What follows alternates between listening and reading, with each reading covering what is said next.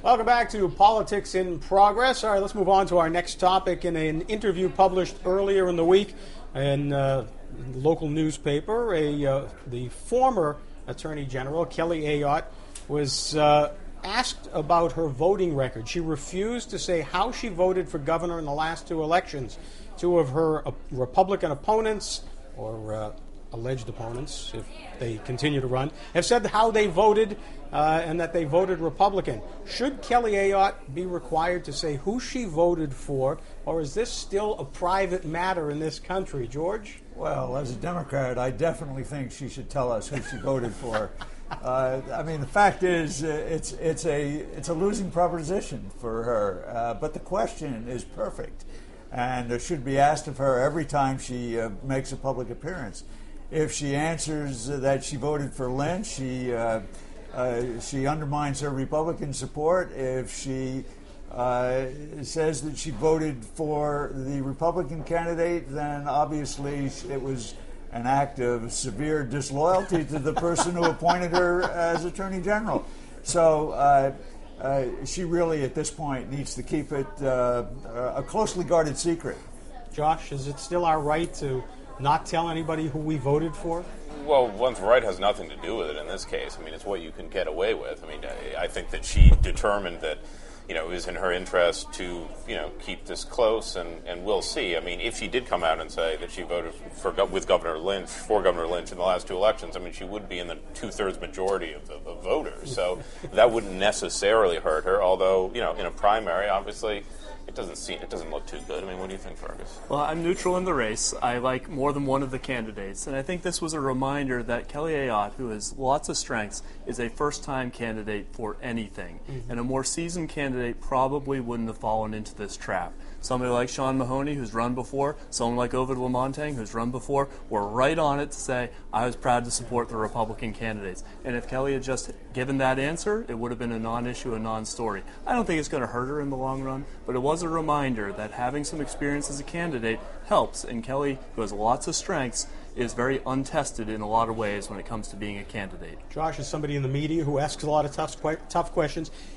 Is this the first encounter that Kelly Ayotte has had where she's had to be quick on her feet and really wasn't as quick as she should have been? Well, I mean, it's the first encounter of any consequence with a reporter that she's had, period. I mean, she took a few questions. I went to her rollout event, and she took a few questions essentially establishing that she, was conservative on, abortion, same-sex marriage. But, this is her first sit-down interview with a real reporter, and her inexperience showed in this regard. But she said I don't think this is a huge deal, but it does add to the narrative that, some conservative activists in the party are saying, we don't really know what she stands for. Why should we be with her? Other than for the main message is, I'm told I can beat Paul Hodes. That maybe she can, but at this point in the game, that's not going to get people to the barricades with you yet, and we'll see. I mean, she's not supple out there. George, you have said on the radio show numerous times you're waiting to find out where Kelly Ayotte stands on issues. Have you gotten any answers yet? It's beginning to fill in a little bit. I'm not happy with what is coming out. But on the other hand, this is a testing period for Kelly Ayotte. Not a lot of people are paying attention, so she has a bit of freedom to sort of test out her ideas, see what floats, and become sharper as the time goes on. But she does not have, it's true to say, well-formed positions on many of the issues yet, and a lot of voters who are trying to listen really are confused as to exactly where she stands on the issues of the day, the war, women's choice,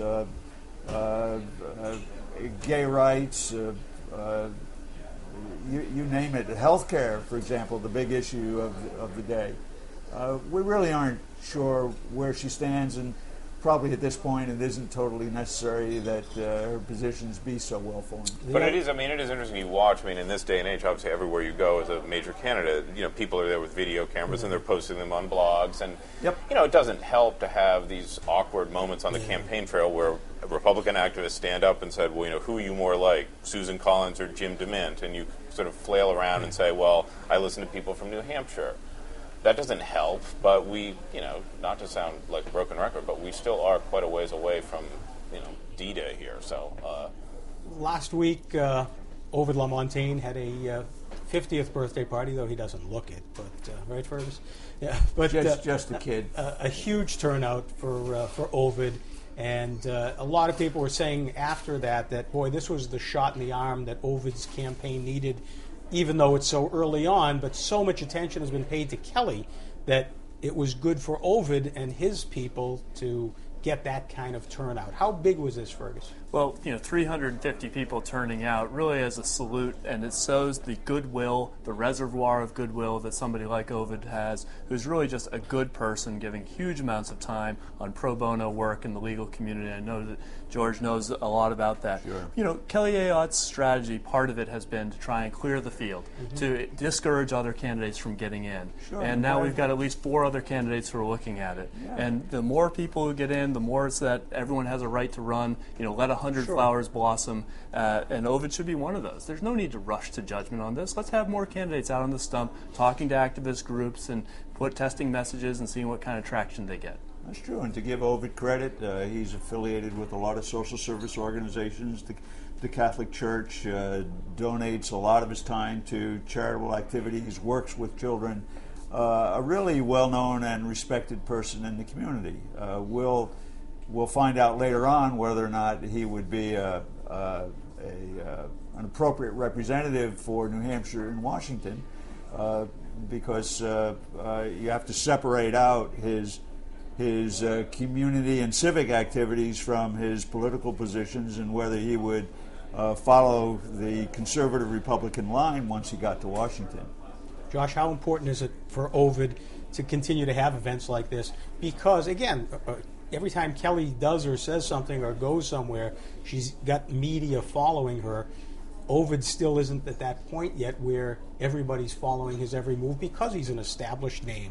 Well, I mean, one thing about this particular event that provided a good kind of political counterpoint for him was, this was something where people were encouraged to be making donations to, people have been encouraged to make donations to a food bank. She's down in Washington, with sort of chieftains of the Republican Party and D.C. lobbyists, and we'll see where this goes. A lot of people know Ovid LaMontagne, and a lot of people within the Republican Party respect him.